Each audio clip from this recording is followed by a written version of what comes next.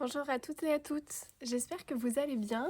Me revoilà aujourd'hui pour une nouvelle vidéo qui va pas être forcément un podcast classique puisque je pense que je vais revenir de temps en temps à plusieurs reprises pour plusieurs raisons.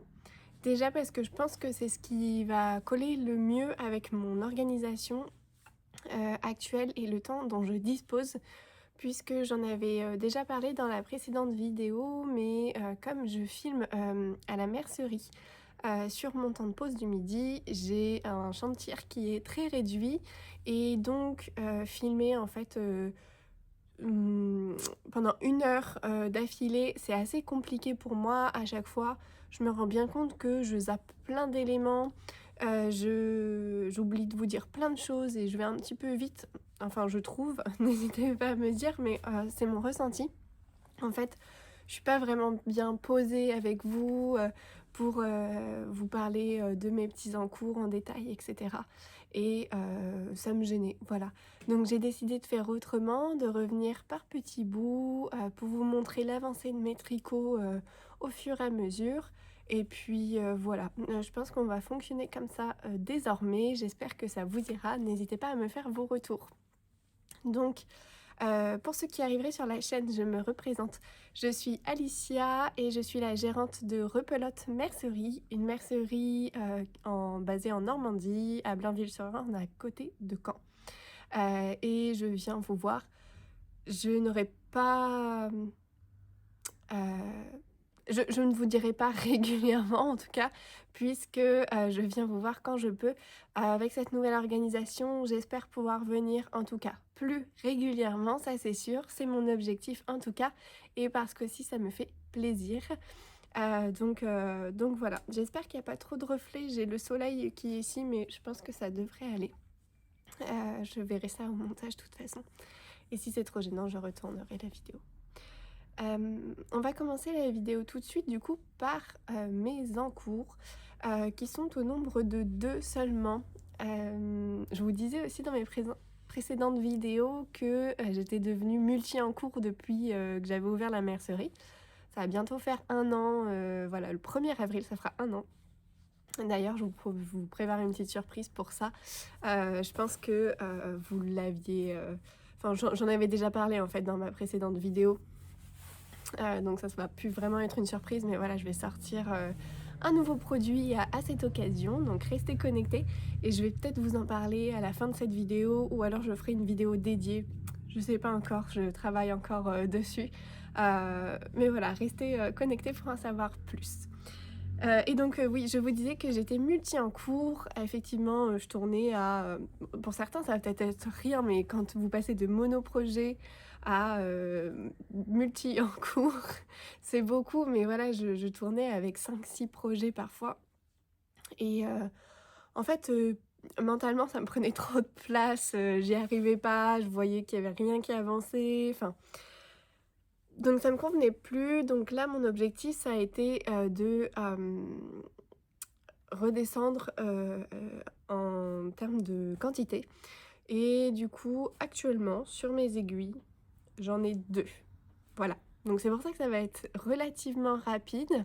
Normalement j'en ai 3, mais en fait je vous parlais dans ma dernière vidéo de mon marine cardigan d'Atelier Émilie que je fais dans les laines d'une lainière en Touraine pour le mérinos et la doucette de Bouliette pour le mohair et en fait je suis en panne de laine.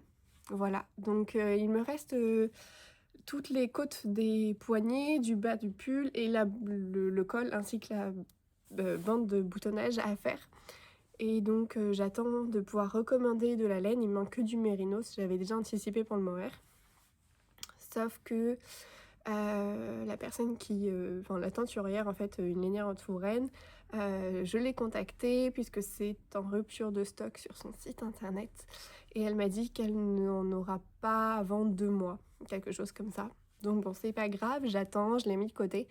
J'avoue, ça m'arrange bien parce que j'en avais un peu marre de ce projet, donc ça va me permettre de faire une pause et de le reprendre ensuite une bonne fois pour toutes pour le terminer. parce que de toute façon, c'est un projet, un gilet qui va être très très chaud et donc je le porterai pas tout de suite. Donc c'est pas très grave, franchement, tant mieux. Mais du coup, je l'ai sorti de ma tête. Donc je vous le montrerai pas aujourd'hui puisque il est au même stade. Enfin si, j'ai fait 15 cm de plus sur la manche, c'est tout. C'est pas une avancée significative. Donc je vous le remontrerai pas aujourd'hui. En revanche, j'ai très très bien avancé sur mon pull que vous avez également vu la dernière fois. Il s'agit du matcha sweater de Vernit. Je vous mettrai toutes les infos ici, de toute façon, vous aurez tout comme d'habitude. Que je tricote dans des laines que j'ai teintes moi-même, donc un rose fuchsia, vous allez voir. Et dans la Pearl Mohair de Majogarn, coloris...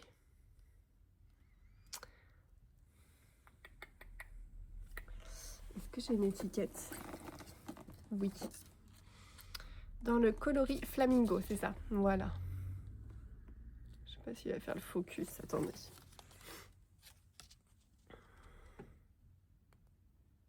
Voilà, donc Majogarn. Hop. Et donc, voici où j'en suis. Alors, il y a des fils qui ne sont pas rentrés. C'est normal, il n'est pas fini.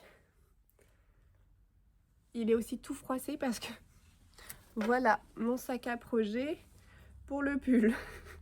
Autant vous dire qu'il est assez dedans. Mais ça rentre. Donc il est hyper froissé. Donc j'ai une manche. Mon corps est terminé. Et je suis... En fait, il me reste les côtes à faire voilà, sans les reflets. Il me reste une côte à faire sur l'autre manche, mais comme il y a 15 cm de côte semi-torse, hop, voilà. Alors c'est magnifique, moi j'aime beaucoup beaucoup, mais c'est vrai que c'est long et c'est pas très fun à faire. Donc pour le moment je travaille sur mon 3e en cours et quand j'aurai terminé mon 3e en cours, je me remettrai sur ces manches, d'autant plus que j'ai une copine qui aura besoin de mon reste de mohair, donc il faut que je m'active quand même pour qu'elle puisse tricoter son projet avec. Donc voilà, le matcha sweater, franchement, je l'adore. L'idée c'est de le porter avec une chemise blanche en dessous et heureusement, j'ai envie de dire, enfin, après c'est de ma faute, mais heureusement dans le sens où au corps, j'ai rajouté 4 cm de plus que ce qui était recommandé parce que je trouvais ça hyper court. Et même là, franchement, il est vraiment court. Ce qui ira très bien avec une chemise en fait, mais c'est vrai que si j'avais pas prévu de le porter avec une chemise en dessous, ça m'aurait vraiment gênée et pour le coup, j'aurais détricoté pour le rallonger. Je vous dis que c'est de ma faute parce qu'en fait, j'avais qu'à l'essayer en cours de route pour vérifier. Mais que voulez-vous, la flemme. J'ai tricoté, je me suis dit ça doit être bon et on y est allé comme ça. Donc bon voilà. Je vais vous montrer un petit peu où il m'arrive. En fait il m'arrive, je porte beaucoup de taille haute, enfin, je porte que des pantalons taille haute et il m'arrive en fait au-dessus de la ceinture. Attendez. Vous voyez ma ceinture est là. En fait ouais il arrive en haut de la poche à peine quoi. Donc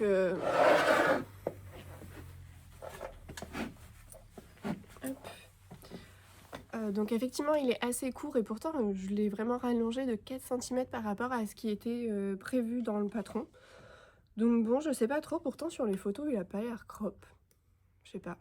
Je relirai le patron, ça se trouve c'est moi qui me suis trompée, qui ai mal lu, mais ça me paraît étrange. Mais enfin bon, du coup ça avance super bien, il me reste que 15 cm de côte semi-torse à faire. Le second projet, c'est un châle, quelque chose qui n'est pas habituel pour moi parce que je ne tricote jamais de châle. C'est pas mon style, c'est pas ce que je porte énormément, mais là j'avais vraiment envie d'un petit châle basique en fait, facile à porter, que je puisse mettre tous les jours. Bon là ça va plus être la période mais c'est pas grave. Et donc en fait, je suis tombée sur le compte de Sonder Yarn Company, donc Co. Et j'ai vu qu'elle faisait, en fait, elle avait des patrons gratuits sur Ravelry, dont ce petit châle, qui est très très simple. En fait, c'est un châle en point mousse avec des jetés.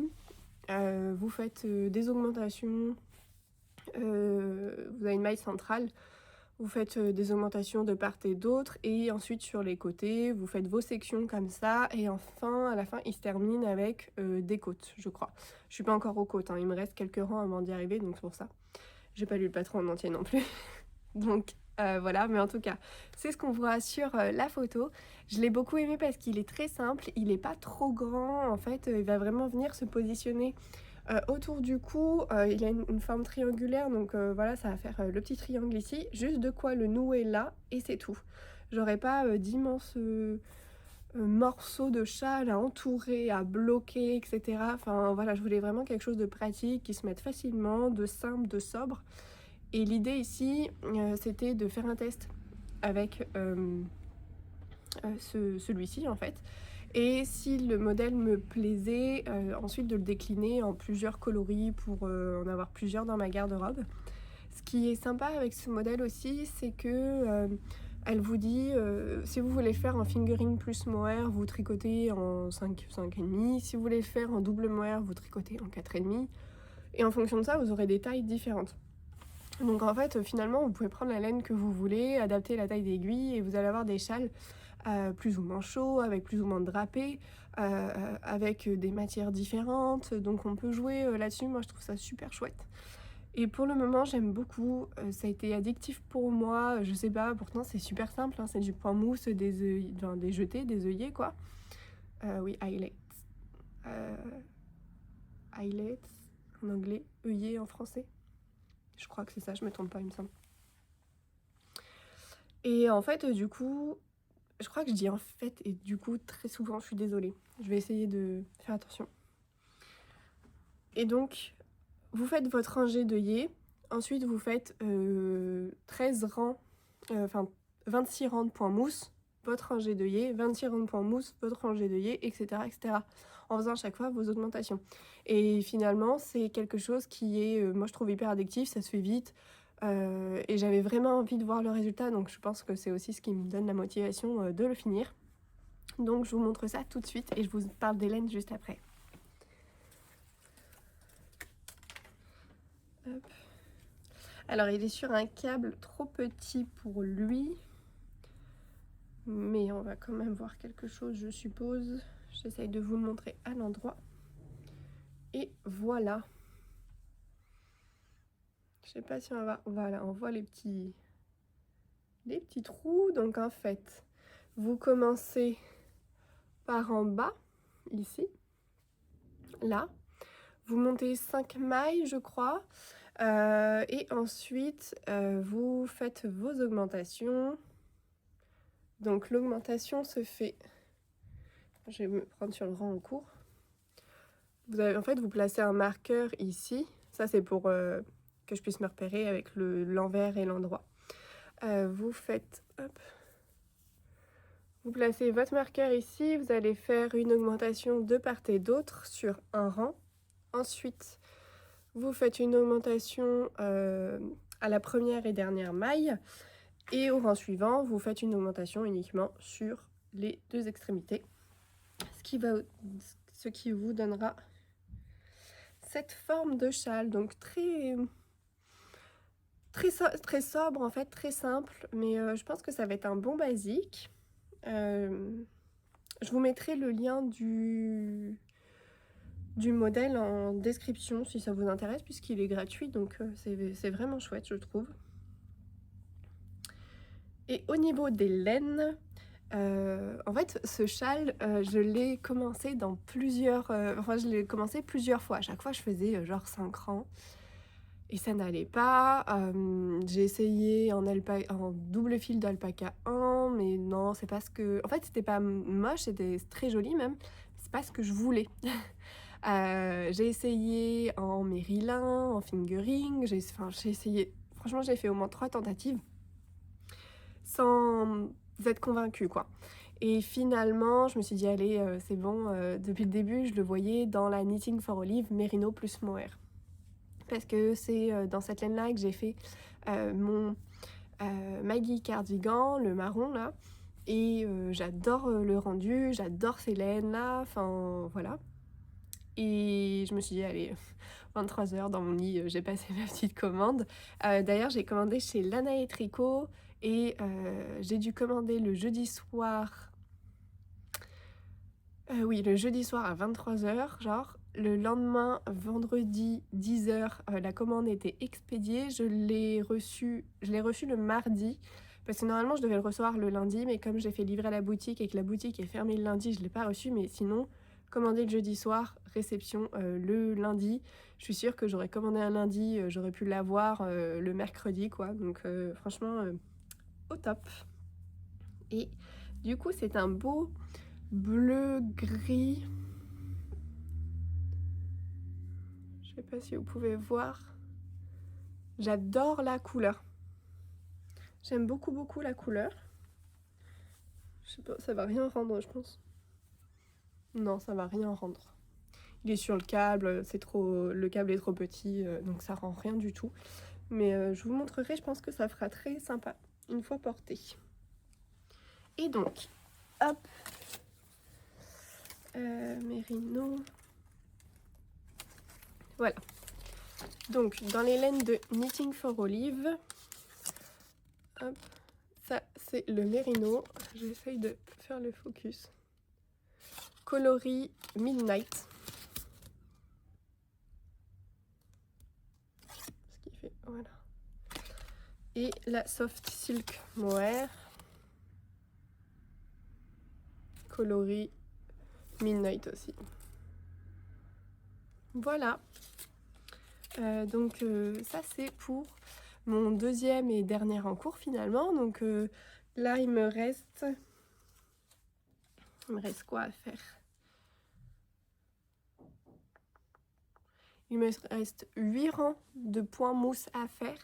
Et ensuite j'attaque les côtes pour terminer, faire la bordure et il sera fini.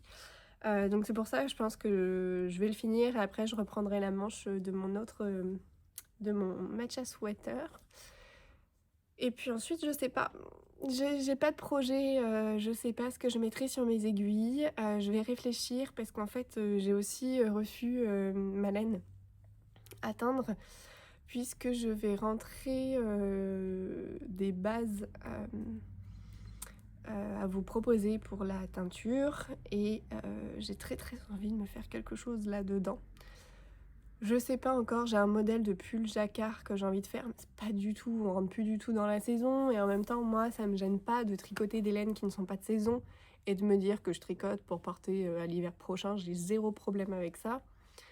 Et en même temps j'ai envie de refaire un châle, j'ai envie de refaire ce modèle là, donc je sais pas. Peut-être que je monterai le pull en jacquard avec un autre châle comme ça, qui c'est finalement 2 en cours comme ça me va bien puisque il est rapide et simple à faire, c'est pas prise de tête.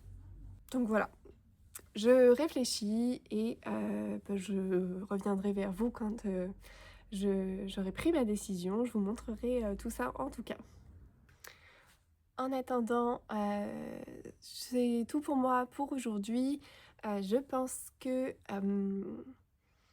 je reviendrai du coup tout de suite pour vous et plus tard pour moi pour vous montrer les avancées et sûrement que je tournerai une toute autre vidéo pour vous présenter mes laines teintes à la main. Je pense que je ferai une vidéo dédiée à ça.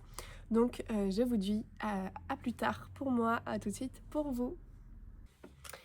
Et rebonjour, pour vous ça fait pas très longtemps que vous m'avez vu, littéralement 2 secondes, mais pour moi ça fait un long moment que je n'ai pas filmé de vidéo et que je n'ai pas donné suite à la première partie, tout simplement par manque de temps. Voilà, donc j'ai décidé de plus me prendre la tête et de tourner quand j'en avais le temps, puisque c'est vrai que, comme je vous disais, je vais pas vous refaire tout le blabla, mais je tourne sur ma pause déj et sur ma pause déj, c'est aussi le moment où je travaille. administratif, comptabilité, teinture, etc. Donc c'est vrai que c'est un peu plus compliqué pour moi, mais j'ai décidé de ne plus me prendre la tête et de venir vous voir quand je le pouvais. Donc on se retrouve aujourd'hui pour une deuxième partie de ce podcast en fait, où je vais vous montrer mes avancées. Et il y en a eu, fort heureusement.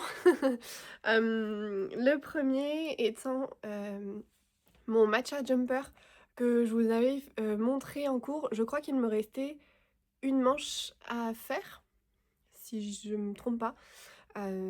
Et évidemment, depuis, il a été terminé. Donc le voilà. Hop, je sais pas, là vous le voyez en entier. Donc, je vais pas vous refaire la construction parce que ça fait moi longtemps que je l'ai terminé, mais du coup je n'ai plus la construction en tête.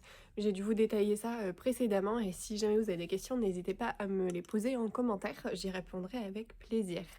Mais en tout cas, voilà, il est terminé, il est assez court, c'est volontaire puisque je veux le porter avec une chemise blanche qui dépasse, une chemise blanche un peu forme liquette dans le bas et qui dépasse.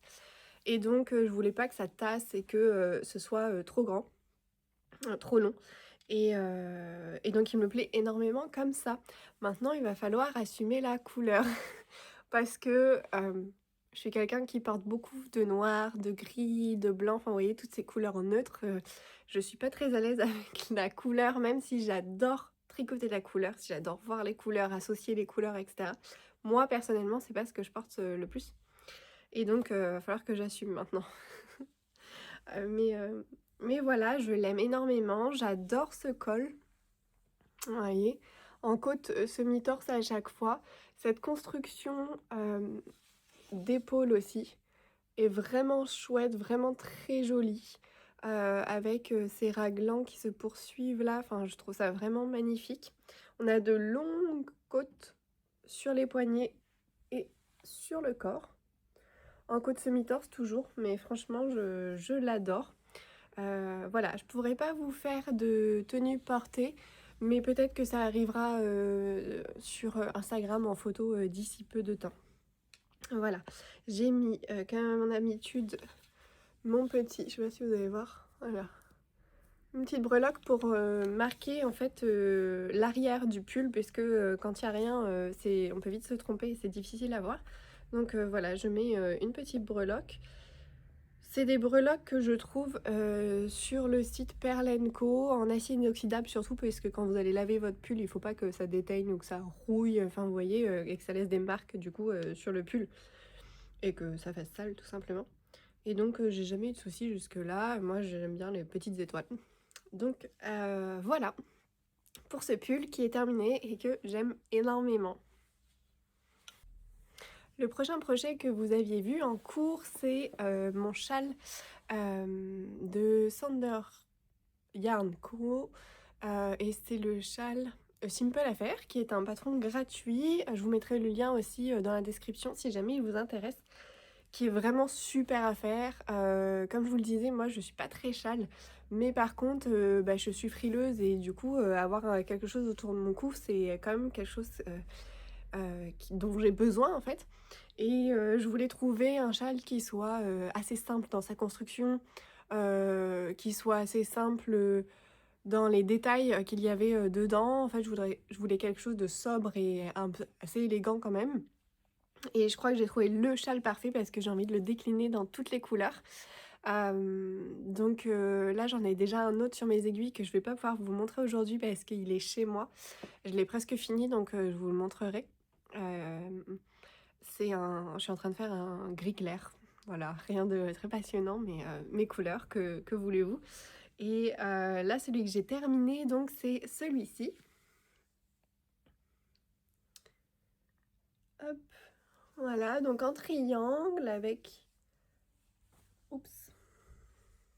Est-ce que je vous montre l'endroit ou l'envers là? C'est bon, je vous montre l'endroit. Donc avec ces jetés, en fait, vous commencez avec très peu de mailles ici, là. Et puis vous augmentez alors de part et d'autre d'une maille, enfin d'un marqueur que vous mettez au centre et puis sur les côtés. Vous faites un certain nombre de rangs, une rangée de jetés. Un certain nombre de rangs, c'est 13 rangs pour être exact, je peux le dire, puisque le patron est gratuit. Ensuite, vous faites vos jetés, ainsi de suite, jusqu'à arriver au bord, en fait, où là, c'est simplement un jeu de côte et de rangs de jersey, je crois, qui fait que voilà, ça roulotte un peu du coup. Voilà. Et il est vraiment hyper facile à faire, hyper simple à comprendre. Alors par contre, c'est un patron qui est qu'en anglais. Donc il faut savoir tricoter en anglais ou sinon faire appel à des outils de traduction que vous trouverez sur internet très facilement. Mais franchement, je l'adore et je suis en train de le décliner en plusieurs couleurs. Pour le moment, un gris clair parce que je le mets littéralement tout le temps. En fait, s'il est pas trop grand, pas trop petit, je vais vous le passer. Très facile à mettre. Oups. Hop. Voilà. Et après, alors moi, ce que j'aime bien faire, c'est faire un nœud là, comme ça, et le laisser comme ça. Sinon, après, vous pouvez le porter de différentes manières, hein. Ce nœud, vous pouvez le cacher derrière aussi. Et vraiment faire, voyez, mettre votre châle comme ça. Enfin, voilà, je trouve que même si on le porte tout seul en intérieur, il est parfait. Sous un manteau, il est parfait parce qu'il prend bien l'arrière, bien le devant. Et prend pas trop de place non plus. Enfin voilà, c'est un châle qui est sobre à porter. Moi, je l'adore. Donc voilà, j'en suis hyper satisfaite. Et celui-ci était fait en mérino de chez Knitting for Olive, leur mérino en fingering, plus leur soft silk mohair. Voilà, et j'ai utilisé 3 pelotes de chaque, je crois. Je suis plus certaine, mais comme je suis en train de le refaire dans d'autres laines par contre, je garde les étiquettes et cette fois je pourrais vous dire. Là je les ai pas gardées donc j'avoue c'est un peu approximatif, je suis désolée. Mais pour les prochains je saurai vous dire exactement. Dans tous les cas vous retrouvez les quantités de laine dans le patron que je vous mets dans la barre de description. Voilà. Le prochain projet que j'ai cette fois terminé mais que vous n'avez pas vu, c'est une demande d'une cliente et amie, Géraldine, qui se marie fin mai et qui a une petite fille, Aliénor. Et voilà, elle voulait, en fait, elle aurait une belle robe blanche et elle nous a demandé de lui tricoter un petit gilet. Et donc je me suis portée volontaire pour lui faire. On a déterminé le patron ensemble, la laine, la couleur, etc. On est parti sur ce modèle. Voilà, donc c'est pour une petite fille de 4 ans. Normalement, il lui va parfaitement parce qu'elle est passée régulièrement à la mercerie pour que je lui essaye. Donc j'avais le petit modèle sous la main. Là, il est bloqué. Mais j'ai pas rentré les fils encore et j'ai commandé les boutons et donc j'attends qu'ils arrivent pour pouvoir les coudre. Donc voilà, je n'ai plus le nom du patron en tête mais de toute façon vous avez toutes les informations qui s'affichent ici, juste à ma gauche, peut-être la droite pour vous, bref. Et du coup ce modèle je l'ai tricoté avec un brin de Flora en le coloris blanc et un brin de silk mohair de Isaiah, le coloris E0. Ça fait un blanc un peu rosé. Franchement, il est magnifique. Voilà, avec un point qui est franchement un petit point de dentelle qui est très très facile à faire. C'est que des jetés de diminution. C'est un modèle qui est en anglais uniquement aussi. Donc voilà, dans tous les cas, je vous mets tout dans la barre de description. Mais je suis très contente de ce petit ouvrage. En plus, ça va super vite à faire. Il est tellement douillet. C'est vraiment la combinaison de Flora plus Silk Mohair de Isaiah. C'est un bonheur à tricoter et je pense à porter. Je vais pas vous l'essayer, vous comprendrez bien pourquoi. Mais franchement, on a envie de se lever dedans. Donc je pense que je me ferai un pull dans cette combinaison de laine parce que franchement, hyper agréable. Pour les projets en cours, alors il y en a un dont je vous ai parlé tout à l'heure, c'est une réédition de mon châle, une simple affaire, dans un gris, mais que je peux pas vous montrer parce qu'il est chez moi. J'ai également monté un gilet parce que je me suis aussi beaucoup remise à la couture récemment. Avec des copines, on s'est entraînées et en fait ça nous a redonné le mojo couture. Je pense qu'il y a aussi le temps qui fait ça. Donc s'il y a des couturières parmi vous qui souhaiteraient un bilan couture, n'hésitez pas à me le dire et je vous ferai une vidéo avec plaisir. Parce que j'ai déjà cousu, là j'ai déjà cousu une blouse de chemise, une chemisette en court, il y a un pantalon à venir, enfin bref.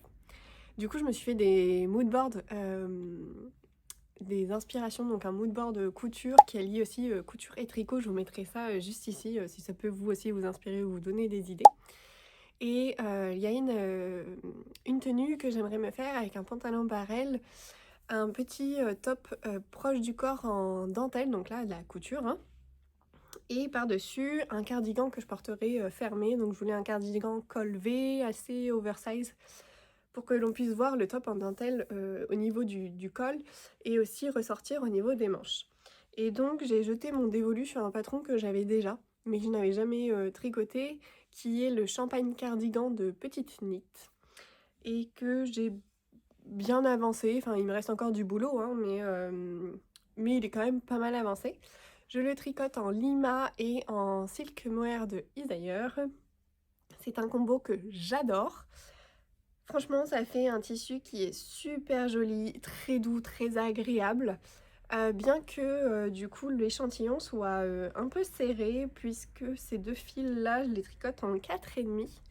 Donc ça me fait un petit peu mal aux mains, mais rien de trop insurmontable, hein, je l'avance quand même bien. Et donc le voici. Donc là j'ai séparé les manches du corps, j'ai pas grand chose, hein, vous voyez. J'ai vraiment que ça. Donc il faut que je le déroule encore, mais le col V est formé. L'emmanchure est très grande, donc je vais avoir beaucoup d'ampleur dans les manches. Et voilà, ça donne ce gris un peu chiné, hop, que j'adore.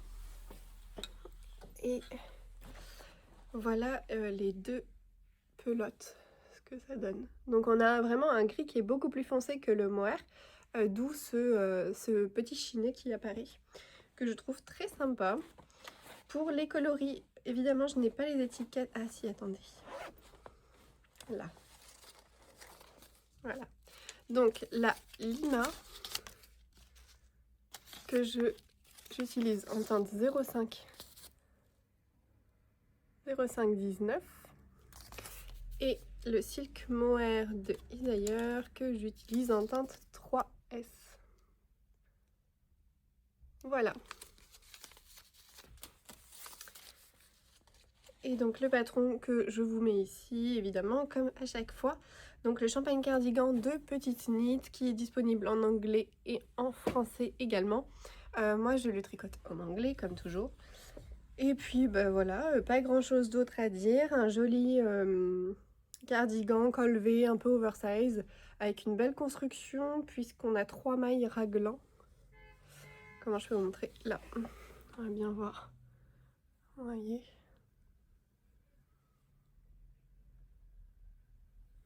Donc voilà, j'ai hâte de le terminer, bien que je ne sois pas si pressée que ça, pour pouvoir le porter et pouvoir compléter ma tenue. Et voilà, ce sera tout pour ce podcast. Je suis désolée en tout cas pour mon absence assez longue et puis ces posts de podcast en fait assez irréguliers. Mais bon, voilà, on fait comme on peut. Le principal c'est d'y prendre du plaisir à le faire et que vous preniez du plaisir à le regarder. Donc voilà, on va pas trop se prendre la tête non plus. En tout cas, n'hésitez pas à me dire vous ce que vous tricotez en ce moment, quels sont vos encours, quels sont vos projets à venir, ce que vous avez aimé. Voilà, aussi il y a des inspirations qui vous ont plu dans ce que je fais. Et on se retrouve bientôt, je l'espère.